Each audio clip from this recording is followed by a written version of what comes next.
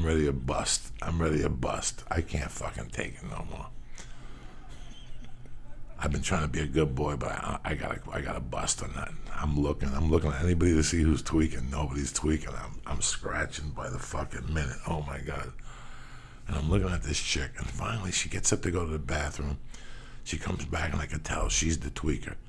So I gotta figure out how to break her away from Tracy. How could you tell? Twitching, biting her fingernails? She just went to the bathroom, and she came out, and just I don't know. Something she was doing just made me say, this is the one. If anybody knows where to get a fucking kilo of blow, it's this filthy fucking animal, right? So he insults him. You give Tracy Morgan 20 minutes with a chick, and he'll say something to him that'll just either make him run away or they're in. And he was asking them if they wanted black babies, if they wanted a black baby, and all this shit. They collect welfare, put you in a special bracket. I mean, I'm dying to laugh. Yeah. And something happens Tracy leaves, and the two chicks are sitting there. So I go up to the chick, and I go, listen, let me ask you something. Who's got the fucking yay around here? And she listens to me. She goes, I know this guy. We could call him and all this stuff. But in the meantime, I go to the bathroom, and I ask a guy from the set, and he goes, I got some in my fucking pocket. So I go, boom, how much you want? 80, whatever, boom. So I'm sitting in this and all of a sudden I said, fuck this chick. I got the blow. I didn't want this chick creeping around me. I already had blow. Oh my God, this. You don't want to share. And she wasn't bad looking. I mean, she was an 8. She was cute. She was young. She was fucking, And as I'm walking out, sure enough, because they gave us all rental cars on the set. You do know that they gave us all like SUVs, some type of SUV. So we all had there's 20 SUVs in the town. It's one of the fucking football players in the longest yard. So as I'm running to it, as I'm walking to the thing, I hear his heels, and I keep walking. I don't want to share this fucking gram with this chick. I haven't gotten high in fucking weeks. Now I got to share it, and it was her. And she goes, "Man, this guy, he can meet us in an hour. It's $50." So I take it to the hotel room, and I'm like, I'm not giving this chick blow. And I pulled a fucking Louis L'Amour, dog. I had Bayer aspirins, the heart medication, and I crushed him up. Crushed them up like a motherfucker, because I didn't know where I stood with the chick. I didn't know for sure she was gonna suck my dick. I didn't know for sure. She's just there for drugs. Oh my God! So I gave her some of the aspirin.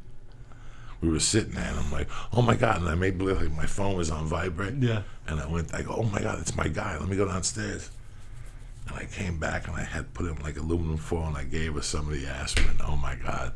And she thought it was coke. It was the weirdest fucking thing. Her hip started. Did she leave after that? Fuck no. I kept her there all night. After she sucked my dick, I busted out the real shit and kept her there all night. This is my creepy fucking days. Creep days. I wouldn't give her a ride the next one. I had to give money for a cab. She was a little furious. Was she an extra in the movie, or she was just trying to hang out? She was at the bar. She was a groupie. She was at the bar drinking like anybody else, Yeah, and she was a fucking tweaker. I mean, you could see her at 4 a.m. when she was looking out a window and trying to suck your dick, and she was paranoid. You knew something was going on.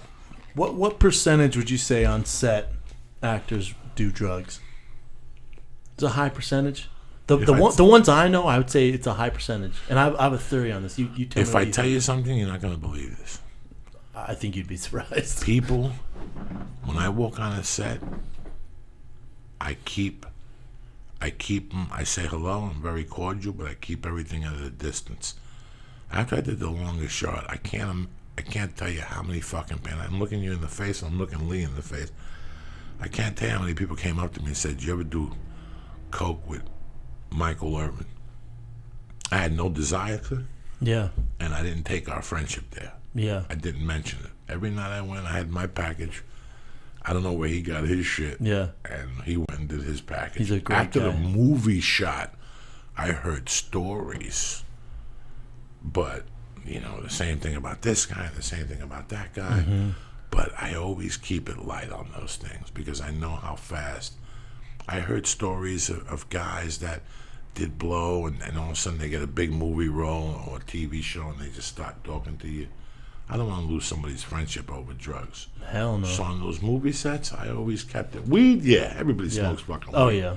On every movie set I've gone to, Yeah. after 2 days, you're going to smell fucking weed. Yeah. Yeah, but as far as the other shit, I have no idea. The only guy I saw do it openly and didn't give a fuck was James Coburn. I saw that motherfucker smoke dope and have a beer can in his hand. Did not And give his a scene fuck. was up next. And they didn't say nothing to him. Nothing. Not a fucking word, man. This is my theory on actors and actresses and athletes. When you have a ton of time off, or if you're a musician or an actor, and you have a ton of time off and you have money in your pocket, I mean, you can only go on so many vacations. You can only do so much. Then you're back home just chilling, man.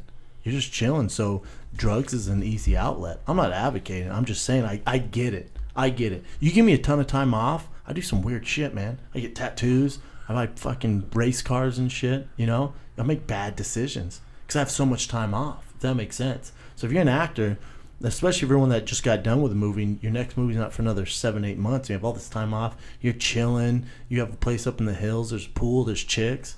And I get it, man. I get it. That's why I think the percentage of, especially drugs, with, you know, weed, like you said, weed's common, man. So you see it everywhere. I just think there's a higher percentage in that line of business for that reason, because you have so much time off. For somebody who did as many drugs as I did for as long, I have a very good mix of friends. Like, I loved the friends that didn't get high as much as the friends that did get high. They Sure. kept me very balanced, you know. And at an early age, I learned somewhere to keep drugs out of certain relationships because they were going to ruin them. Weed, yeah. But once you start talking about coke or pills and shit, you start dabbling into other people's lives. When somebody comes to you and says, Lee, come here for a second. Your friend Joey Diaz, do you know where you could get blow? And you go, yeah, I get you blow. You're going to come to me, Lee, and get blow for your boss, who's a fucking big shot at ABC. Mm-hmm. He's never going to meet me, and I'm never going to meet him, but we're going to know about each other. Do you know what I'm saying? If something ever happens, he's going to cut you off, Lee, because you know one of his deepest fucking intimate secrets, which is addiction. People got to buy it somewhere. That's what always has baffled me. When somebody gets busted for blow, I always go, where'd they get it from? Yeah. You follow me? What assistant went and got it for you? Mm-hmm. You know I used to hang out at the weed store on Sunset that's not there anymore. And the guy was telling me that 50% of his business was people's assistants. It's all assistants, It right? was all assistants Usually. that would come down. Because they don't want to risk it. Because they wouldn't come down to even get a medical marijuana license. Whatever. Whatever. We're going in like fucking Marines, you understand me? Welcome to church, motherfucker.